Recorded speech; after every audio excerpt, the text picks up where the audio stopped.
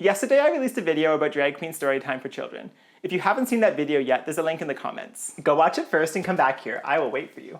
Like so many topics, there will be disagreement and differences of opinion, and it's so important that we can discuss and express those disagreements. That is the common theme throughout all of my videos. I believe there are many reasons to be pretty uncomfortable with drag queen storytime, but if you disagree and feel that drag exposure is crucial to childhood development, then I want to hear your thoughts. After all, your opinions matter too. Side note, in the comments on part 1 there was an individual who attempted to defend Drag Story Hour by likening it to Paw Patrol in a comparison that I still cannot get my head around. Twitter comments are a very weird space to inhabit. When it comes to drag queen storytime, there are so many angles to the discussion.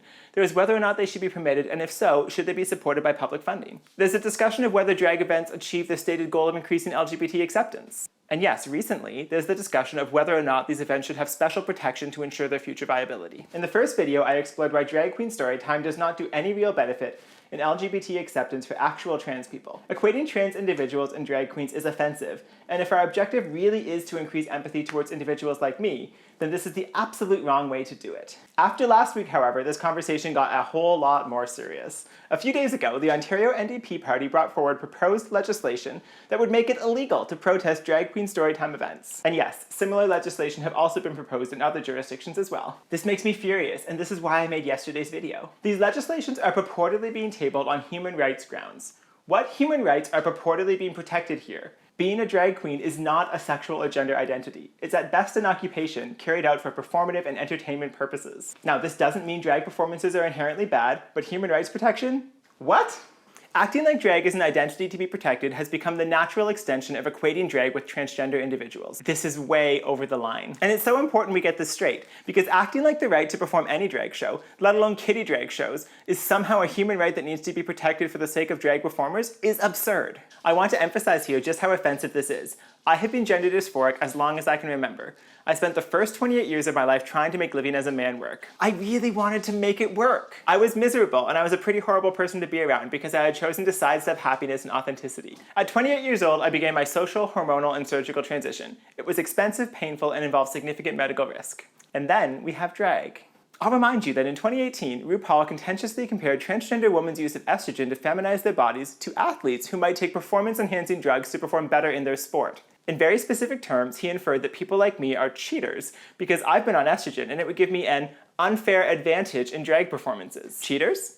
See, the problem is that the drag industry conceives of this as a game or a sport or some sort of competitive activity, which for drag, it absolutely is. But for unremarkable transgender individuals like myself, this is just everyday life. The human rights protection argument works because I'm looking for the right to exist and to go to work and to raise my family. In other cases where protests have been restricted like abortion, it's been in relation to individual bodily autonomy and the right to make highly personal medical decisions for themselves and their own future. And whether or not you agree or disagree with those legislations, the human rights argument for protection of Drag Story Hour has no substance behind it whatsoever. Now at this point, I need to remind you of something. It's almost sounding like we're discussing whether or not we should ban drag storytime, but that's not actually the conversation we're having. As of this week, the conversation has now shifted to whether it should be legal for Canadians to even be able to publicly express concern with these events at all. Some people don't like kiddie drag shows. I am one of those people, and in Canada, when people have concerns, they have the right to peacefully protest. We do this all the time. Unions do this. Political activist groups do this. Sometimes these protests are not even about issues in Canada and are in support or opposition of larger world affairs. Protests are important, and the ability to have these conversations is paramount. Some people take protests too far, and it's entirely appropriate to crack down on protests that cross into hateful or violent rhetoric or behavior. But we already have laws in place to control protests that involve hate speech and cause a disturbance. We don't need Drag Story Hour specific protection. I should make a quick note here that I'm referring to actual hate speech. That term has been grossly misappropriated by activists, and some have begun deriding almost anything critical of anything to do with gender diversity as hateful. I'm preparing another video about the misappropriation of hate that I'll be releasing next week. Have you read this legislation?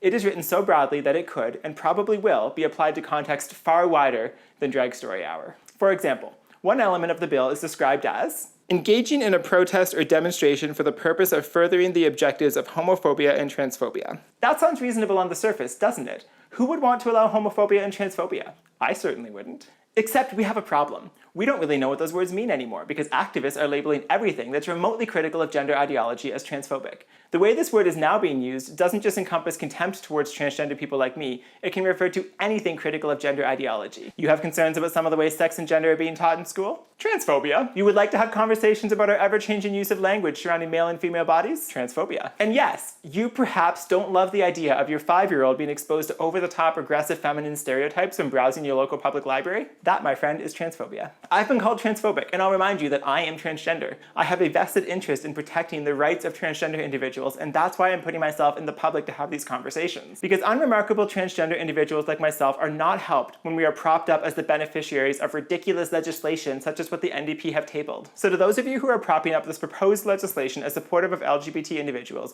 here's what I'd like you to know. As a transgender woman, I am really bothered by drag queen story time. Its proliferation has caused confusion and misunderstanding of individuals like me, and I believe we do our children a disservice by normalizing this ritual as a mechanism of highlighting diverse identities. I am so thankful that we live in a country where we have the ability to speak up against these sorts of issues, and the legislation you are proposing is an affront to our liberal democracy. That is bad enough, but doing it in the name of protecting me is abhorrent. Some people don't like kiddie drag shows. I am one of those people. There's a microphone there.